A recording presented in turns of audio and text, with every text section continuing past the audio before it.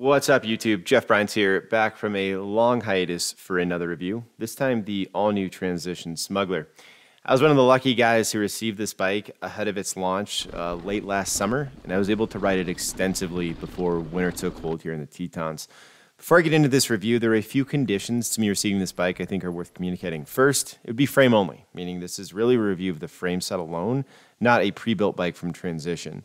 Second, I was given the bare amount of information pertaining to the bike, i.e. I knew how much travel it had and what size might fit me best. That was basically it.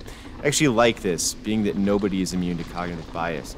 You ride the bike, not a specific geometry number or what a graph shows the suspension kinematics might feel like. Finally, and most importantly, I was not to share a photograph of this bike or even advertise it existed. It was to be ridden in secret with absolutely nobody knowing I even had it. It's critical for a bike reviewer like myself to honor these stipulations and not usurp an entire marketing team's efforts around how to launch a bike. Doing so can be costly to the brand and completely ruin a bike reviewer's credibility for future such arrangements. Obviously, I accepted these very generous terms and began testing the bike. Let's start with an overview of the bike and what parts I hung off it. Again, I'm not going to spend too much time covering the build, being most riders likely will, or rather should, buy a fully built bike from Transition, which is what I'd recommend here. You always get the best bang for the buck buying a complete bike, and Transition does a heck of a job putting together build kits that really offer a lot of value and perform really well in the real world. They're riders. What do you expect? Okay, here's some basics. The frame has 130 millimeters of travel, which can be bumped up to 140 millimeters of travel through the removal of a spacer in the shock. Weight was roughly, I think, 6 pounds. Don't hold me to that one. It was about a half pound heavier than the Spur, I believe, which is obviously a more cross-country focused bike. As I noted, I was given the bare amount of information about the bike. All I knew was the reach, which is 485 millimeters in a large. This is acceptable for me. For reference, I'm 6 foot 2 inches. I generally like reaches that are between 475 and 485. Being I built the bike from scratch, I went for a far higher end build than I normally would. In fact, I think this is the highest end build I've ever had. I often go for really good suspension and good tires. Those are kind of the most important things to me. But this is the first time I had like Kashima coat, which frankly I think is a waste. It's all I could get, but you know, here we are. Okay, going through the build really quick. Fox 34 Grip 2, again Kashima coated. Magura brakes, they deserve a review all their own. They were splendid. An AXS GX drivetrain, I frankly hated it. Maybe I'll do a separate review on that, but not a fan. I also had 2 wheel sets, one that was aluminum, relatively cheap, and mated to real tires, and then one that was carbon, mated to more cross-country focused, trail focused, let's say exo casing tires. That was to really test the cross-country attributes of the bike a little better. I really think the bike came out looking pretty cool. I guess my grip choice is questionable. And yes, I know I have a lot of spacers under the stem. I like my bars a little higher, and the bar I had kicking around wasn't quite enough rise, so I just used a bunch of spacers. I know it doesn't look great, but that's why I did that. Huge shout out to The Hub, a local shop here in Jackson, Wyoming. They are a Transition dealer, and they're also the only wrench I would trust my bike to. They were awesome helping me get this thing set up. With all that being said, the bike came out to about 28 pounds with the lighter wheels and tires, and about 32, I think, with the heavier wheels and tires. I did also throw some inserts in the heavier wheel set. Before I get into how the bike rode, I think it's worth spending a little bit of time comparing this one to the Smuggler of old, being that the bike's gone through some iterations over the last, 5, 6, 7 years.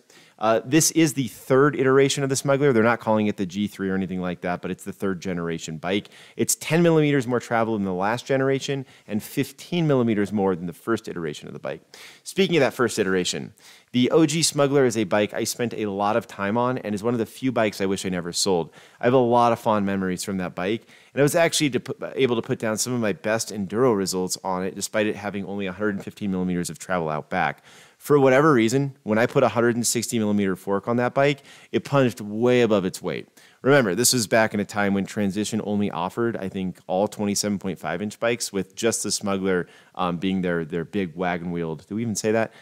29 inch wheeled bike at the time. The long story short is I really enjoyed how responsive, balanced, and versatile it was, despite it being on the heavier side, again, not having a ton of travel, and having incredibly poor tire clearance. There's just something really cool about being able to rally a bike that was that hot on the pedals, but still let me run over stuff with a 160 millimeter fork and the big wheels. To this point, I actually planned on taking this Smuggler and long forking it because it worked so well in the past. I did not do this, however. More on that to come, but I wanted to mention it, being this would have been something I would have done even like 3 or 4 years ago. Turning to the Spur, another bike I've absolutely loved, gotten along with it really well. I often found myself pushing the Spur well beyond its intended use or limit. The reason that happened is I'd go for like a big ride in the backcountry and I'd find some like raw, rugged moto trail and end up riding down it. And I'd honestly be bummed because I got to the trail that it would have been a huge effort to get to on my enduro bike. And then I wasn't able to like really have fun on the descent. I was kind of just surviving. This happened so many times. I actually emailed Lars at Transition. It was like, hey, narcissistically, build a bike for Jeff, build a longer travel or slightly more robust Spur, and like add a pivot. And he was pretty tight-lipped about what the future iteration of the Spur might look like. But he did shed some light on the bike he thought I really would like, which is the Smuggler. Final point I'll make here. The bike starts to get awfully close to the Sentinel, which is a 150, 160 millimeter bike. If you really look at it, Transition has like all the travel ranges covered now, right? Starting at the Spur, going all the way to the Spire, and frankly, to the downhill bike. So how does one decide which bike is for them? This is a big focal point of the review later on. So let's get into the actual review, starting with the boring stuff. How the bike climbed, how efficient was it? Well, in a nutshell, the bike climbed very well. This isn't a big surprise to anybody that has used a bike from Transition over the last several years. There is no excessive movement from the rear shock. I even raced it at a local cross-country race, and I won. Not like my category, but the whole thing. Now, don't misread or mishear me. This is not the bike I would pick to go race cross-country on. However, if you build it right, and you want to go mix it up at like your local grassroots race series, it's totally legit for that sort of thing. It's very efficient. It goes up really, really well. Compared to the Spur, it's really, really close. Now again, as anybody that's raced cross country knows, cross country is kind of like death by 1,000 paper cuts. Not in that it just makes you feel like you want to die, but also in that like all these little things add up to one big thing, right? So if you're going to go race cross country, you're better off with the Spur, or even, if you really want to go race cross country, the Spur is probably not even going to be light enough, and you're going to need to go find something that is like purpose built for just cross country. But we're about having fun. So the key here is the Smuggler is 1,000 times more fun coming downhill than a true cross country bike. The only other thing I need to say about the efficiency of the bike is I really didn't touch the climb switch on the shock very often.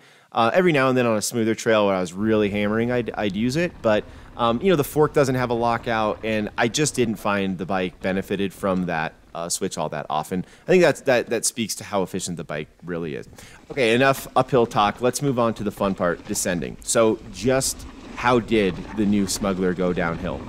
In a nutshell, it's an incredibly capable descender, but it has a much thinner margin for error considering how capable it is. I was able to match some of my best ever times on this bike going in the gravity-fed direction. I'm not kidding, like to the second. However, there are a few footnotes I mention here before you go run out and buy this for its descending prowess. Okay, first, you have to be precise. Unlike a modern enduro bike, which has a limit that's honestly beyond what most riders are able to touch, this bike's limit is much easier to test. That can be fun. However, if you're more often walking along that ragged edge, you just don't have as much margin for error, and you can crash. You can get out of hand, or things can get out of hand very quickly with this bike. You are rewarded with insane speed as you kind of pump and work the bike through a trail. But again, there's just not that travel there to cover your butt when things go awry. So you need to be aware of that. Second, there are trails that are beyond what this bike is capable of. And I don't mean you can't ride them. I just mean you're not going to be pushing the bike or pushing yourself. You are going to be pushing the bike. This was my experience, for instance, on Lithium. It's a tried and true DH trail in the Tetons. I was able to get down it, but it was not a game of how far can I push myself. It was a game of how far can I push the bike before I crash. The better you are, the more, let's say, downhill focus you build the bike, the further you can push it. But you're going to run into a point where the trail can overgun the bike. You just need to be honest with yourself here. What do you most enjoy? Where do you most find yourself? How good of a rider really are you? Though we all like to pretend we do nonstop laps on terrain worthy of DH bikes and DH tires and big suspension, this is frankly not the case for, I'd wager, like 95% of riders in North America. So, your mileage may vary here. One other huge point to make, the 34 grip 2 at 140 millimeters of travel up front is crucial to tying this package all together. This fork deserves a review all in and of itself, but I'm completely blown away with how good it is. It honestly feels as stiff as the older generation 36, and its 140 millimeters of travel frankly feels like a lot more. Though I haven't ridden the newest generation pike, so take that for what it's worth, this fork does feel like it's in a class all its own.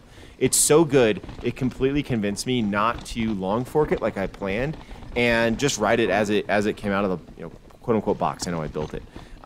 This is a fork that should not be judged against its yesteryear qualities, like 5, 6, 7 years ago, but as it is right now, it's totally different. It's amazing.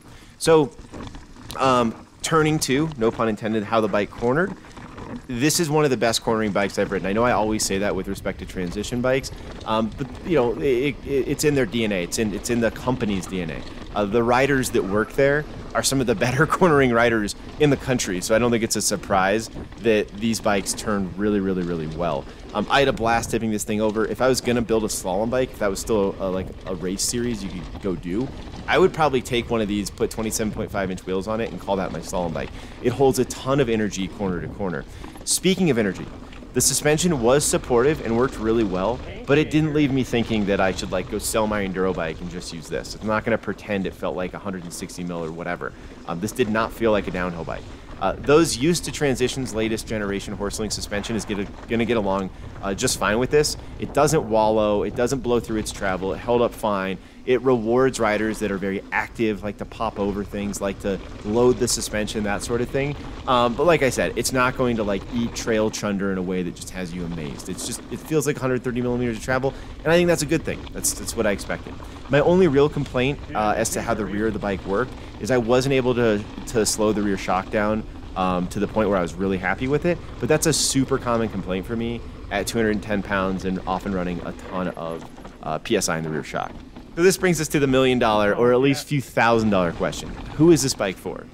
In a few words, this is a mountain bike for mountain bikers. I know I've said that exact same thing before. I know it's kind of lame, but this really does fit the old school definition of the sport. Pedal up a trail, ride down it, throw high fives, have fun, have a beer, enjoy life. That's what this bike does best. This really fits a rider who isn't looking to race, but is looking for adventure. Again, looking for fun.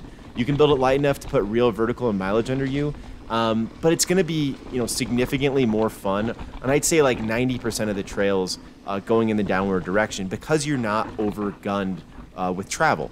Exploring and adventure is really what this bike is all about. Another lesser talked about demographic that I think is prime for the Smuggler are those that are newer to the sport or an intermediate looking to get better. Here's why. Again, it's light enough not to penalize you going uphill, but it has plenty of travel for a newer or intermediate rider to stay out of trouble in most situations. Most importantly, perhaps, it doesn't have so much travel that learning a new skill or a particular move or whatever becomes a war against the amount of travel the bike has. Put simply, the Smuggler responds to rider input very well, which is super important if you're actually looking to try to get better. Moving on, if you are that more experienced rider, and you're looking to do a handful of enduro races, that sort of thing, I'd look elsewhere. That's where the Sentinel or even the Spire is a better bike. If you're looking to do a handful of longer cross-country races, that's where I'd go to the Spur. And maybe you live somewhere where the trails are smoother. That's kind of how I delineate here. Transition really does at this point have a bike for every classification of rider right now. And honestly, every rider probably has 2 bikes that they could pick from.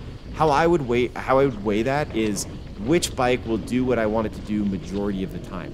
Don't buy the bike thinking, oh, I want a Spire because I go to Whistler once a year. Otherwise, I'm just noodling around on smooth single track. That's a bad reason to buy a Spire. Buy a Spur or a Smuggler and then rent a bike in Whistler. I think more people would be a lot happier if they recognize that they don't do that 1% type of riding any more than 1%, and you buy the bike for the other 99%. That's going to be a much better way to pick the bike. I'd say 5-6 years ago, this bike would have been the kind of best ever. Does everything amazing. And now we're at a point where it's not about finding the best ever bike. All of them are so good. It's more about finding the bike that fits what you're looking to do the best. Again, if I'm going to use the running shoe analogy, you need to find the shoe that fits your foot best and the shoe that's going to accomplish the mission you have for it best. That is going to be the challenge here. For me, if I could have one bike and I wasn't racing anymore and I could have 2 wheel sets, this might be the one. But alas, I'm in a fortunate situation where I get to have more than one bike and I don't have to make such a dreadful decision.